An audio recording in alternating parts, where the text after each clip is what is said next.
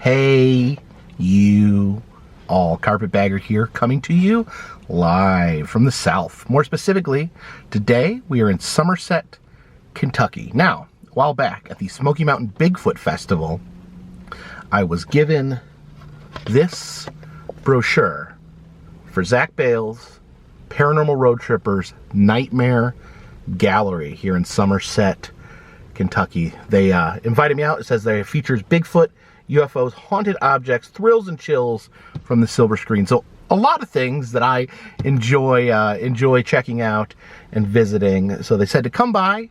It is by appointment only, but actually went online, and their appointment system is really easy.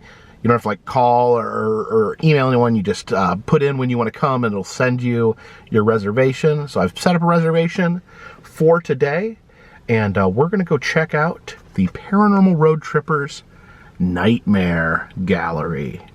Please follow me.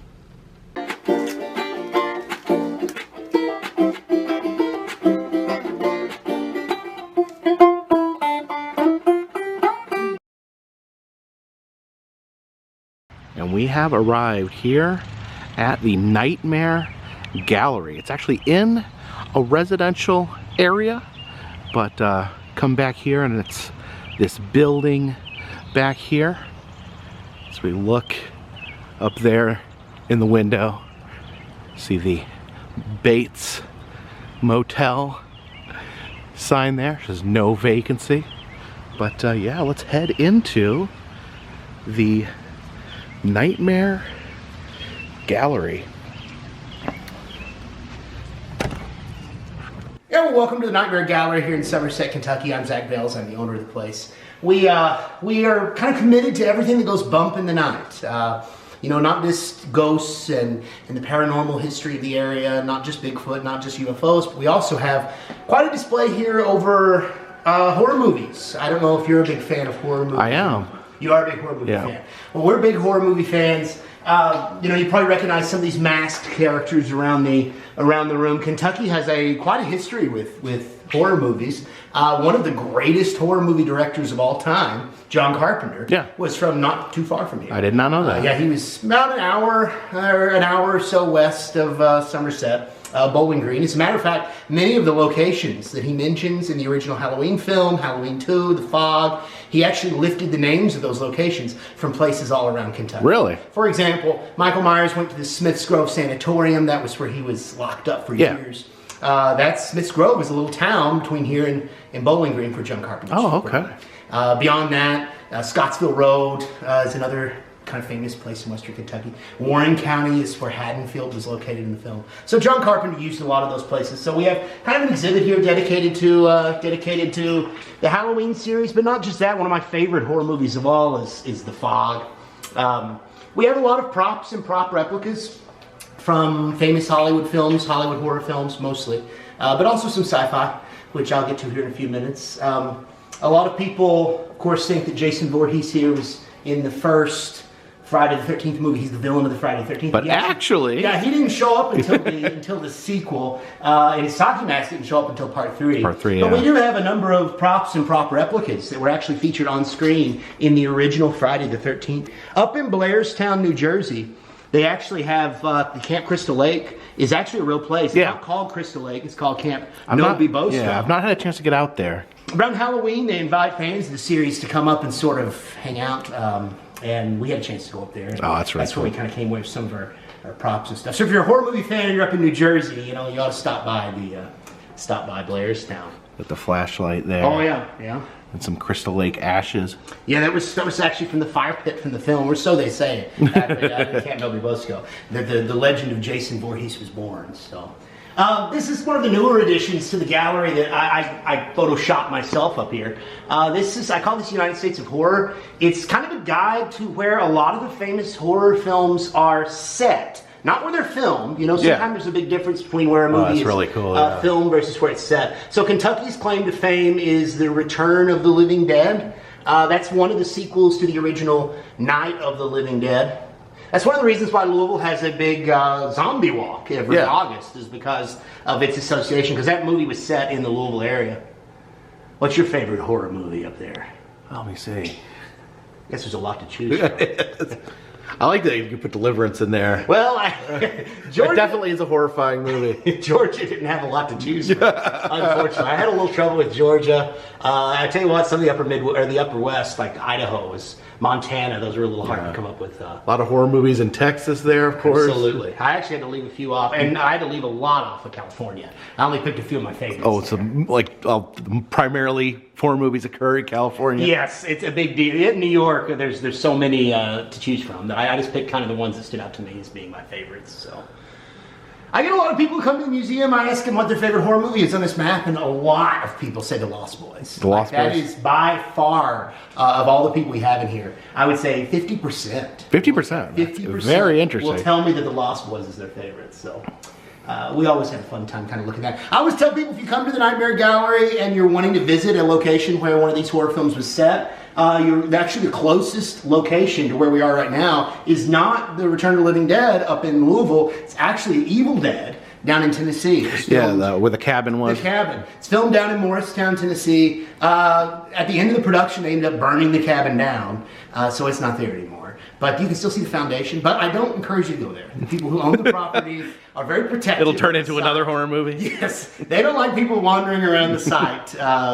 One of my favorite horror movies is the 1970s, the original Texas Chainsaw. Yeah, one of my favorites. Leatherface. It's actually the mask that I think is the scariest Leatherface. It's actually a screen accurate. The makeup mask. On it. It's a screen accurate tie that he wore and a screen accurate shirt under here. But the building in the movie, We Slaughter Barbecue, after the movie was filmed, it kind of sat there in ruins for decades. Well, eventually, the guy who owned it was wanting to sort of, tear the building down, and a note was put online that if you drive down to Texas, I'll cut you off, I'll saw you off a piece of the original We Slaughter Barbecue. So when when we heard this, it was like, okay, we got to have to go to Texas. And this actually piece of wood right here That's a chunk. was from the original awning. You can see it in the photos here. That's part of the original We Slaughter Barbecue down in Texas. They ended up rebuilding the awning and reopening the building as a modern day. It's now actually a barbecue restaurant. Yeah, I've actually been out there. You've been down there. Yeah,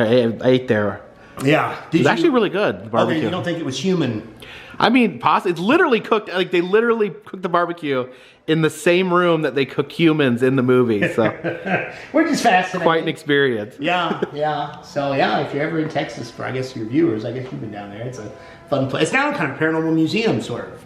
What's that? Well, not paranormal, but a horror movie museum, yeah. I guess, with all the... Yeah, I need to get back down there. I need to check that out again. Killer Clowns from outer space. Yeah, absolutely. We're big, die-hard Killer Clowns fans. This is a very creative artist on Etsy, someone we really follow, was producing these things a few years ago, and I was excited to buy one, and I learned that the Chiodo brothers and many of the cast members from the original Killer Clowns from Outer Space were going to be at Horror Hound in Cincinnati last fall, and I thought, oh my gosh, wouldn't it be cool to have them all sign this thing? I mean, wouldn't it be cool to carry this big guy around a horror movie convention? And so, sure enough, I did, and we got all of the cast. We got the whole cast. Chiodo brothers signatures on there to sign the thing. They were, I'm not sure they had seen this particular sort of fellow, yeah, so they were really kind cool. of excited by seeing this. I guess diehard fans. I guess it'd be special when you make something to have people, so diehard. Yeah. Every 6 months or so, here at the gallery, our plan is to induct another legendary researcher into our gallery, someone who inspires us, someone whose work inspires us. This was the first man we inducted last summer. His name's Glenn Campbell. You might not have heard of Glenn, but I bet you've heard of Area 51. Yeah, absolutely. Glenn was one of the pioneers in sort of blowing the lid off of Area 51. He lived in Rachel, Nevada. You can see it on that map there for many years, which is the closest. I've been to Rachel. Yes, I bet you've been to the Little Alien. Yeah, absolutely. Well, he lived there for many years, and he was determined to find out what the government was up to in the Tickaboo Valley. And so he bought a really high-powered pair of binoculars, and he was determined to just sort of sit on mountaintops all throughout that area and sort of just watch what was going on at Area 51. The government caught him over and over again up here. He was actually on public lands, yeah, crime, but he got caught over and over again. The government finally said, "Glenn, you can't come back here anymore." And he said, "Yeah, I can. It's public land." They said, "Not anymore." So if you see that dotted line on that map there, you see all the jagged edge. Yeah. That's because the government absorbed every mountain that Glenn discovered, except for one. Before he died, Glenn actually in the 1990s, he actually died a couple years ago, but he found a place called Tickaboo Peak, far enough away that the government can never take it. So it was the last place that he could view? And it still is to this day. It's the only place on the earth with the naked eye that just, you know, somebody like us, I guess the government officials can go in place, but that you can finally go and... so it's the best public view of Area 51. It's 13 miles, you have to have really high-powered binoculars. But Glenn wrote a book called The Area 51 Viewer's Guide. He was all into government, you know, kind of blowing the lid off what the government was up to. So he pretty much personally built the line as they banned him from the different areas. He's kind of a hero of ours, and had a great wit about him. If you ever look into Glenn Campbell, made a lot of videos on YouTube as well. I encourage you to look him up. But as I said, we have all sorts of props and prop love because this is more science fiction oriented. I don't know if you recognize that.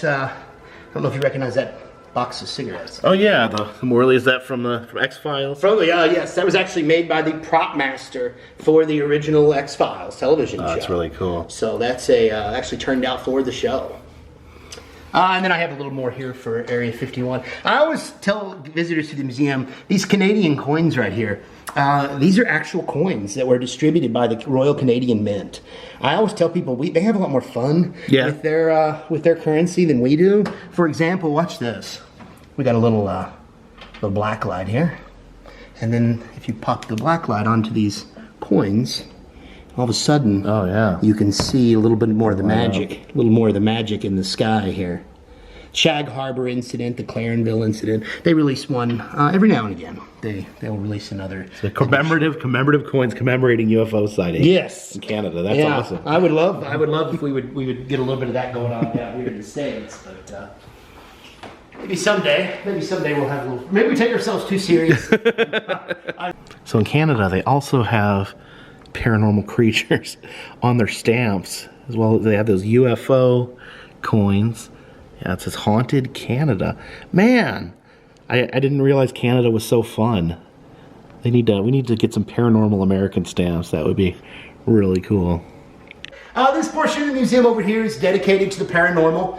Kentucky has a whole history of paranormal activity, of ghost stories and whatnot. This specific exhibit right here is dedicated to the history of... let me put it like this. You know, a lot of people think ghost hunting is a new thing. Yeah. But it's not. You know, I mean, yes, there's ghost hunters and ghost adventures. These shows are popular. But ghost hunting was first popular, like, well over 100 years ago. You know, in the era of Victorian era, the era of seances. Yeah, absolutely. It's kind of our ode to the seances of yesteryear. Oftentimes, the people who conducted these seances, though, I hate to say it, but a lot of times they were frauds. They were trying to take people's money, bring them into their parlors, and really what they were doing kind of amounted to nothing more than a magic show. Yeah. We have some of the tricks here that these individuals, not so savory individuals, would use. This is called a spirit trumpet. It was just one of the devices. Spirit trumpet? Spirit trumpet. Once the lights were off in the parlor, the Victorian parlor, and they would have everybody hold hands, the medium would, but of course the medium would often use a pair of fake hands, so that their hands were available. You know, the lights were off, no one could see. They would use the spirit trumpet, sort of this like telescopic device. They could slide this thing out, and all of a sudden they could, you know, put their voice across the room or under the table, and you know, the next thing you know, with the lights off, everybody around the table maybe is a little jumpy already, and they might be convinced that they have a supernatural situation going on. Harry Houdini, he's one of the heroes of the gallery. Certainly one of my personal heroes. He spent the latter half of his career sort of visiting these seances, trying to debunk these, because he's a magician. You know, he knew all of the tricks, so he spent a lot of time trying to debunk those stories. He's kind of a, like I said, he's kind of a personal hero of the gallery. Among other things, over here in this case, we do have a lot of the common tools that are used by paranormal investigators all over the United States. You know, these pieces of equipment are sworn to work. So to say, digital audio recorders for recording electronic voice phenomenon, all sorts of EMF meters. These devices, detect variations in electromagnetic fields. One of my personal favorites, though, is down there. I know it's very difficult to see there, but the dowsing rods. Oh yeah, dowsing rods. Those are that's a classic tool for ghost hunting. Sort of predates a lot of these other electronics. Of course, dowsing rods go all the way back to 1,000 years. Yeah. They were originally used for water witching. Finding water in the ground. Finding wells, groundwater. Is this here? Is this a golem? It is. I bought that in Prague last summer. Yeah, actually, I got this. Prague. I got this in Prague as well. I very seldom mention this on my tours unless someone asks about it. The elixir of eternal youth. Yes, there's a in Prague, alchemy. The history of alchemy all traces back to Prague, and there every now and then, every time there's a flood or something, they're clearing out. They find these ancient alchemy labs beneath buildings, and one of them has reopened as they according to it's in the Jewish quarter of Prague. According to them, they found a lot of the old recipes, and they're in the process of remaking these alchemical recipes, just like they did in the old days. Yeah, I mean, 600 years ago. Yeah, the golem, I guess, was like a Jewish spell that would. Father Rabbi Lowe. Yeah, or Rabbi Lowe. Yeah, he. Yeah, you're exactly right. I'll let you tell it though. I don't know the whole story, but from what I understand, it was like made of clay, and they used magic to make it like a protector, a physical protector of the Jewish people. Yeah, according to legend, he's still of a night. There's a famous synagogue in downtown Prague, and you can see the little ladder going up to the roof. And according to legend of a night, that little door will swing open, and the golem still roams the streets of Prague. Wow. We didn't see him. Didn't see the golem. We didn't see him, but they certainly have commercialized the.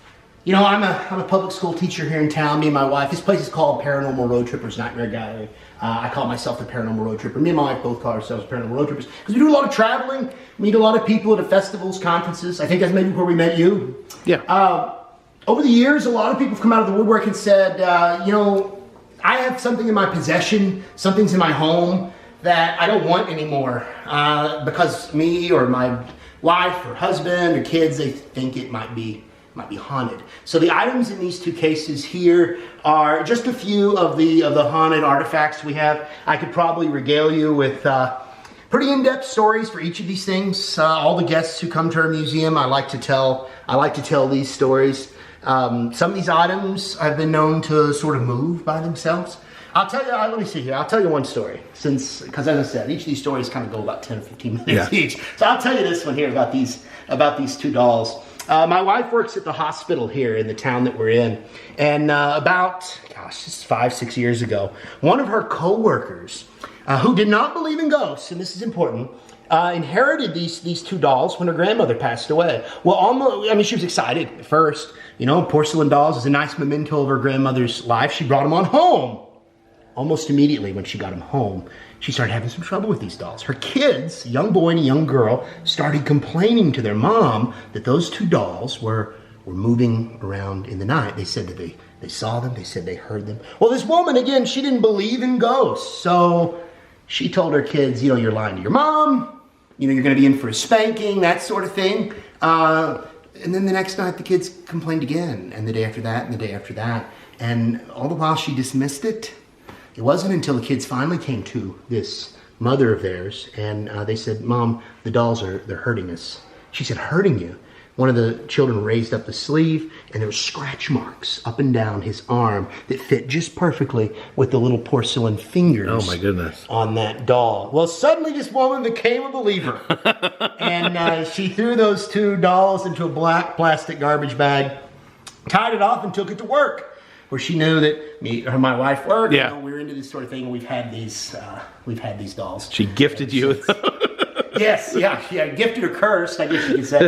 Ever since we've had them on display at multiple locations. These, since we opened last August here at Paranormal Roadtrippers Nightmare Gallery, I've had, I don't know how many guests come through here who've claimed to have seen these dolls move. They say that their eyes will blink or nod or shift, their hands, their arms, their shoulders. I had one young man say he saw the leg of the male doll move. I personally have not witnessed this myself since we've opened, but I'll tell you what, it's been 3 weeks ago, I had a tour in here, and a little boy he was determined to see these daggum dolls move. And he stopped here and put his head up to the case as I continued the tour around the room. And we were getting around the corner and just being to the end of the tour, and he started shouting and hollering and carrying on. And we came over here and he said, my gosh, it winked at me. The boy doll winked at me. So that was just 3 weeks ago. Oh, wow. So yeah, we get that sort of stuff all the time out of our case. They say, why Kentucky? Usually, as a paranormal road tripper, we do a lot of traveling. I've stayed in a lot of haunted hotels. I know you have as well. Seen a lot of strange things. To us, me and my wife, this part of Kentucky is probably the most unusual. I call it the unusual, the unexplained, and the otherworldly. It's just so awash with that in this particular area. I call it the Bluegrass Triangle, kind of like the Bermuda Triangle, just because of all the weird stuff in here. A lot of people ask me, why Kentucky? What is it about Kentucky that makes it so unusual? I was telling them the same thing. There's multiple Civil War battles that are fought within the Bluegrass Triangle. All sorts of Native American history. Beneath the ground is limestone. And limestone, if you believe in crystals and that sort of stuff, it sort of acts like almost a superconductor for unusual stuff. These are just a few of the unusual things that are said to inhabit this particular area, or at least things that have happened. We have one of the most famous UFO abduction cases in the history of the United States. It was right up the road from us here. We have all sorts of paranormal and ghost stories, and this one, sometimes people will roll their eyes at me when I say this, but we have our share of monsters in this area as well.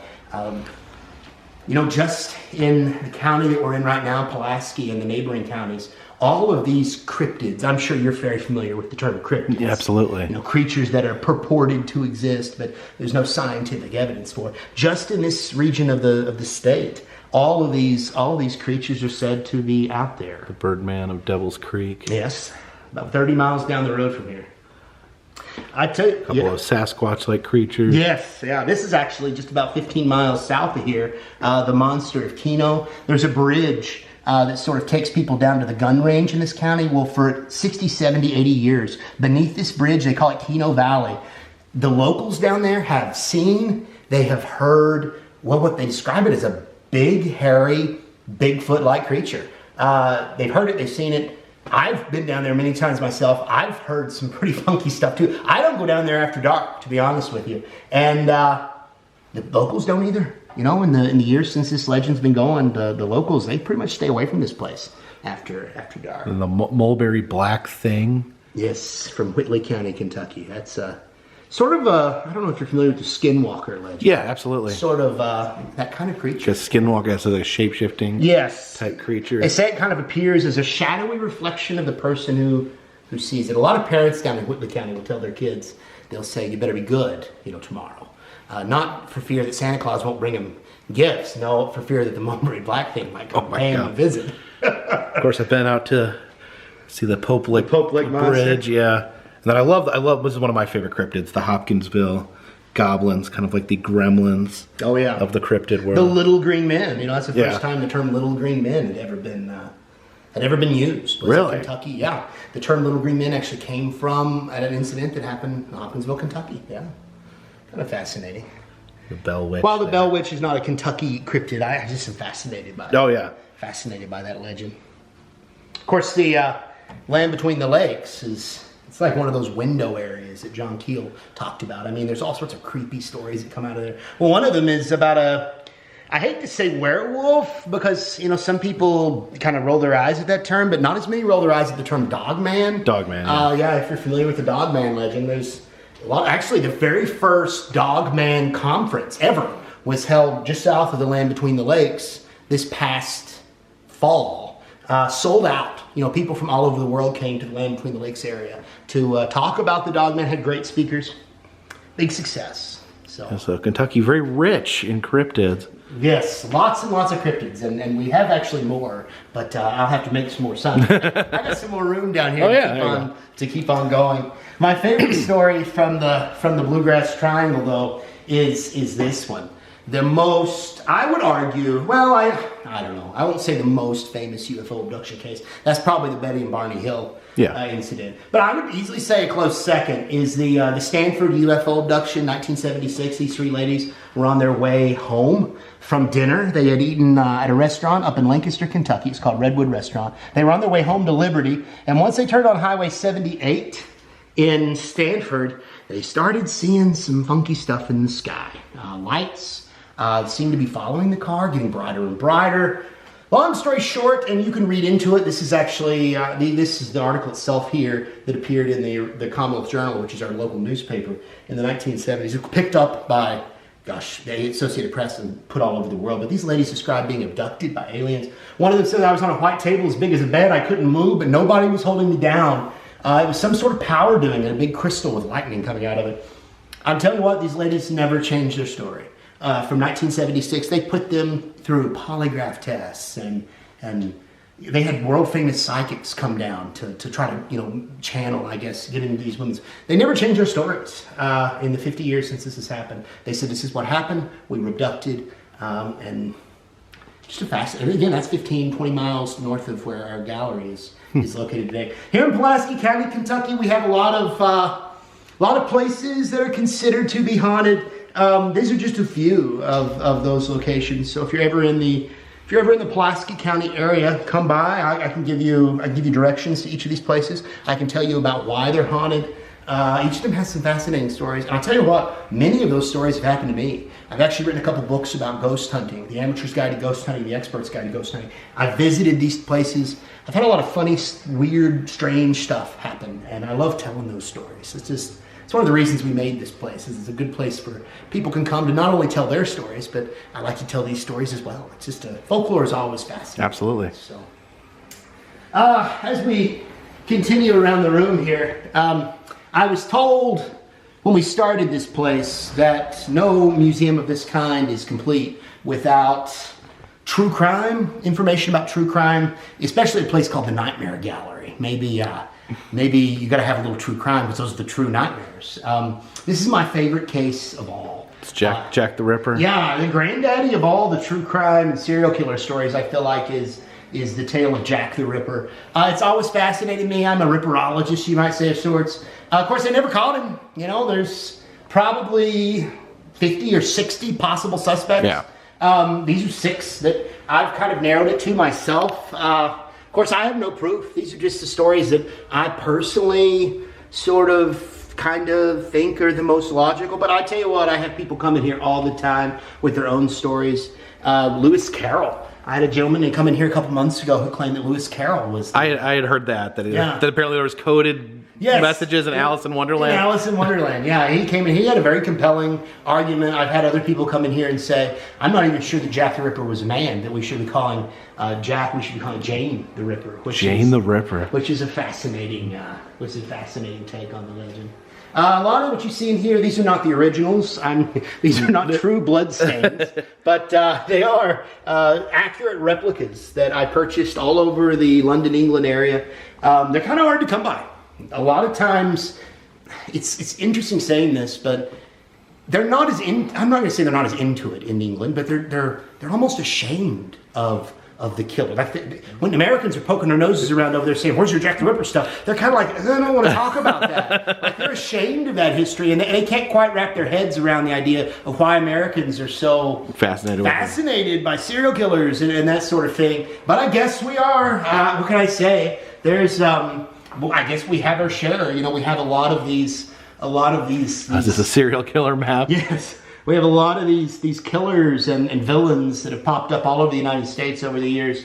A lot of people are under the assumption that, these things are kind of from the coast. These are coastal killers, that there's not as many in the heartland. But I hate to tell you. This is like, there's so many here, in the Midwest. Yeah. You're exactly right. John Wayne Gacy and, oh my gosh, H.H. Holmes. Yeah. There's a kind of a hot spot right there. There is. I kind of included Kentucky in this area as well because some of the worst serial killers of them all were actually from this area. Boone Helm, one of the most, infamous serial killers ever. He went by the Kentucky Cannibal. The Kentucky Cannibal. He was actually born just up the road from where we're standing right now. And the reason he called him the Kentucky Cannibal, of course, is because he had a penchant for eating the remains. I mean, it's a pretty terrible story, but he went on a horrible spree. I encourage you to look him up. But as we kind of move on around the room here, I know there's some symbology, some symbols on this that are a little, I don't know, a little dark, and but this isn't really about some of those. It's more about this symbol up here.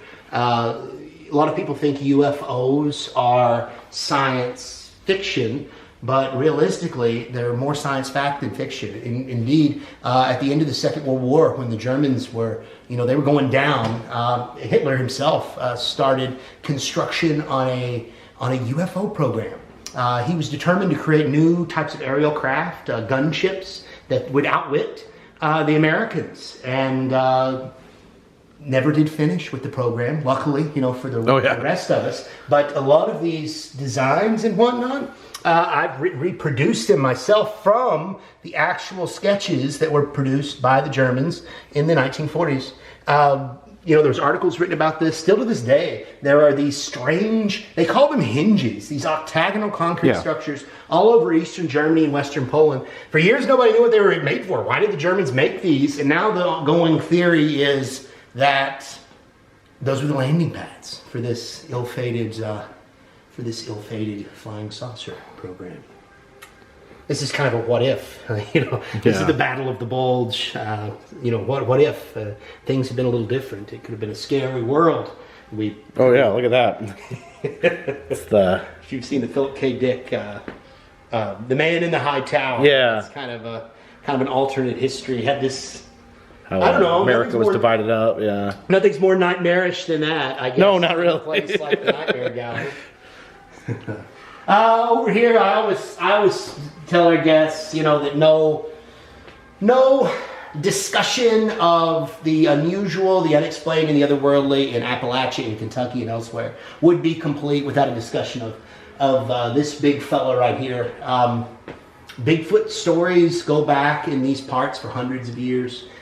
They consider today, to this area of the country, to be one of the hot spots, not just Kentucky, but all of Appalachia, even up into Ohio. Just a little bit about Bigfoot here. I always mention the dermal ridges on my tours. The idea that your fingerprints, you leave behind fingerprints when you touch things. Well, in a lot of the Bigfoot famous tracks that have been found across the country, those fingerprints are there. I can't express how difficult it would be to fake that sort of thing, but it's not necessarily uncommon. When Bigfoot investigators, when they find an unusual track, they will often use plaster Paris, water, mix them together in a bucket, stir it up a little good, and then they will pour that concoction into the unusual footprint on the ground. Now, after that hardens, they come away with what we call a plaster footcast. What I have over here in this case is a lot of the famous plaster footcasts that have been found all over North America. You probably recognize some of these. I think you may own a handful of them yourself, probably, or many of them, possibly. I own one, the Patterson. That's what I call the Patterson. The famous Patterson footcast. Yeah. This is a duplicate of the one that was found in 1967. I'm sure everybody's seen that famous film back there. You can see that photo of... Yeah, the iconic... Patty sort of lumbering through the Bluff Creek area back in 1967. But yeah, that cast is one of the ones that was a duplicate of one of the ones that were found that day. My personal favorite in this case is probably this one, the Grays Harbor cast. This was actually found by a police officer up in Grays Harbor, Washington. Went to the hardware store in Elma, bought some plaster of Paris. He casted it himself, was willing to stake his reputation on it. He was willing to write about it in his police report. Today, it's considered to be more famous, not just because of that iconic shape, but because it was a lawman that found it. Yeah. It wasn't just some schmo. It was somebody who maybe was willing to stake his reputation, his career on his find. This is found by a guy named Tom Shea. I don't know if you can see it's actually 5 fingers. The handprint. It's a handprint. Shea calls this the Goliath handprint. This has been investigated by the guys on on finding Bigfoot. They actually came to Kentucky, Cliff and Bobo and all those fellas.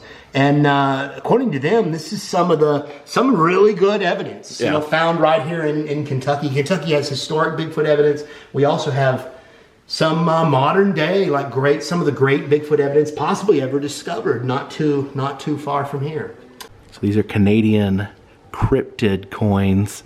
They have Sasquatch. Is it Memphre? I don't know how to pronounce it. And this is Mishi Pishu. That's correct. And who is Mishi Pishu? He looks like, I don't know, he looks like I almost said he looked like a jackalope at first with horns, but it looks like he's got like an aquatic tail too. I need to do some more research on Mishi Pishu. Yeah, who's this little guy? I got this fellow in Munich, Germany. I'm sure you're probably familiar. Is it a Wolpertinger? It is, yes. I guess you're familiar. Yes, it's kind of the European counterpart to the jackalope. Yeah. You see these little, Kind of like a jackalope with extra parts. Yes, exactly. Kind of a mischievous taxidermist put this guy together, but you see them all in bar rooms and whatnot across Bavaria, and he's kind of a creature of the Alps. It was quite a challenge getting this guy home. I didn't want to put him in my checked luggage because afraid for his wings. Oh, yeah. I had to sit with him on the plane between my legs the whole way home. So you carried him like an infant child on the airplane. I was very careful with him. I got him and the golem there on the same trip. So I had two children to sort of bring home to the gallery. This is the Mouth of Truth. We have a lot of international things in our museum. Anytime me and my wife are on the road, we try to bring back sort of artifacts from the museum. In ancient Rome, they have a huge version of this. This is more of a touristy version. It's called the Mouth of Truth. And oftentimes when somebody would commit a crime, they would bring them before this big stone slab, and they would have the person put their hand in the mouth of truth. And according to legend, if someone lies when they put their hand in the mouth will bite their hand off. Well, so they would bring these people before this judge. They would put their hand in there, and they would ask them, tell the truth. And if the government thought the person was lying, they would often have a soldier behind the mouth with a big sharp sword, and they would go in and hack the person's hand off. So then everyone in the crowd would think, oh my gosh, they pull their bleeding stub out of this creature's mouth, and they would think, I better not lie the next time I'm up there, or I'll lose a hand as well. It was an all ancient lie detector test. Awesome. So I always tell people, be careful if you stick your finger in there in that mouth. Yeah. You might lose a tip or a fingernail. Is this Krampus right there? That is Krampus. I got him in Prague as well. One of the things in Prague, it's kind of the Romani people, the Gypsy people. Yeah. That's where they sort of operated out of for centuries. And one of the things they would do is they would make puppets. They would make marionette puppets, and that one it kind of stood out to me. It's one I really wanted to bring home. Yeah, it's got the one goat foot. Yes, the Krampus there. We have an event every Christmas here at the gallery. We call it's a Krampus themed event. We actually have a throne room that we have built around the side, and Krampus sort of inhabits it. We invite people from the community and elsewhere to sort of come in, and you can not sit on Krampus's lap, but you can, instead of he doesn't go for that. Instead of visiting Santa, you can come and see Krampus. Again, it's a free of charge event, and it's pretty spooky in Krampus's lair. I encourage you to look into it. Awesome. I will look into it. We have flying saucer history, UFO sightings, goblins. We have paranormal history. We have famous filmmakers. We've got a little bit of everything here, and that's one of the reasons that me and my wife put together Paranormal Roadtripper's Nightmare Gallery. We're all about keeping these legends alive, and that's the main reason we put this place together. Because our theory is, if you don't keep legends alive, then they're going to disappear. They're going to die, and that would certainly be a dark day, if you ask me. Absolutely. I've intentionally left a lot of the stories sort of untold.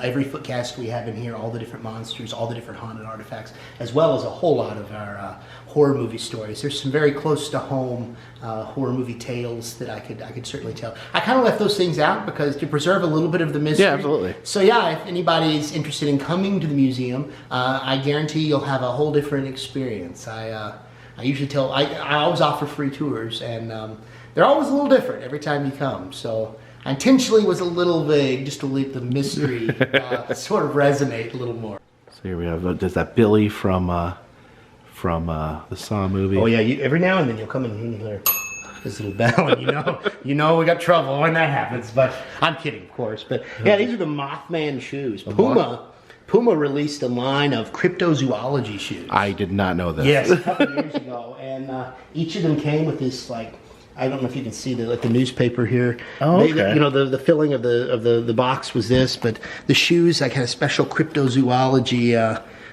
tag on here, and this was inspired by the Mothman.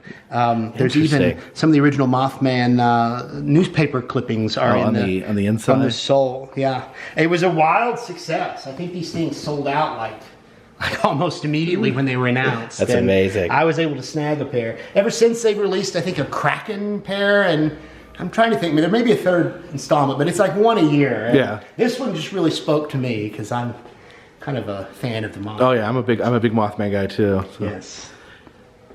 But I don't wear shoes, so. Yeah, here in the gift shop area, got little plushy aliens and some plush Fresno night crawlers.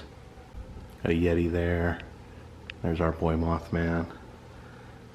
Some real cool patches here that says Cryptozoology Tracking Society. The different creatures on there. It's the jackalope, the Jersey Devil back there. It's the Flatwoods Monster. The Mothman there, the kind of like the old 1960s Batman logo. See the cryptid cutouts here. I think that's the Poplick Goat Man there. And look at that, we've got Slender Man. We got a Furberry Trout there, white and blue. This was variety for the Kentucky Wildcats, blue and white. We had a friend. They have a podcast, Cryptids of the Corn. They actually visited our museum and donated this to the museum. It's one of our most recent additions here.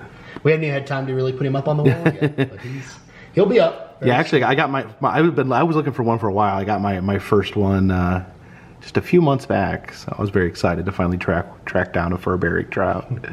So these are bottled vampires? Kind of a novelty item, but you know, there's an old legend about vampires that they can't come into your house unless you invite them. Yeah, of course. Well, there's a lesser known thing about vampires that if you invite them into a place, they have to go. So a vampire was invited into these bottles and corked.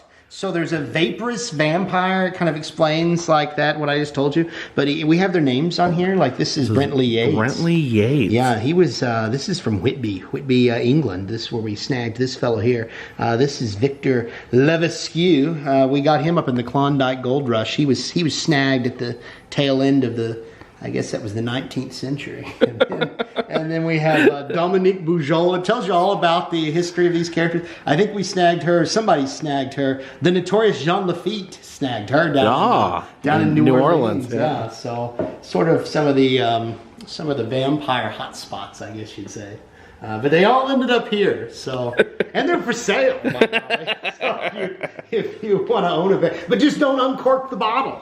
Just don't uncork the bottle. And then you got some. That Mothman feathers. Yes. Yeti fur and Sasquatch fur there. And the little dog man fur. Oh, it's a dog man fur. It's some werewolf. The Lunenburg werewolf up in Nova Scotia, Canada. He kind of a hairy story. We had a gentleman come in here. We had a gentleman come in here last week. We had all sorts of Roswell sand. I actually literally bottled that sand myself from the debris field. And he came in here and saw. He said, "I'll take every single one you got." He bought every vial. Every vial. He's hoarding it. Yeah, I guess. So I don't know if we're souvenirs for family and friends. What's he doing with that sand? I don't know. I told her. I said, "Well, we're gonna have to go back to Roswell."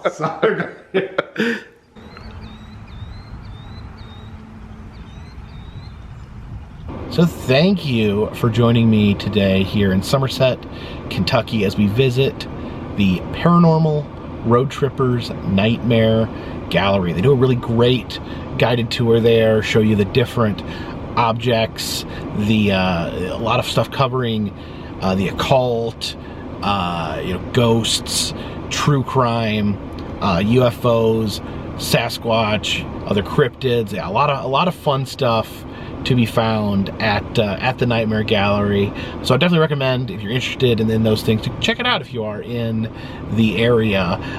One thing that I did mention, it is by appointment only, which a lot of times that can be discouraging to me, like when I'm looking at places and I find out that it's by appointment only, but it's actually really easy. Go on their website and just make an appointment right there. You don't have to physically call anyone or anything like that. It's pretty easy to set up. It's a good system if you for an appointment only attraction.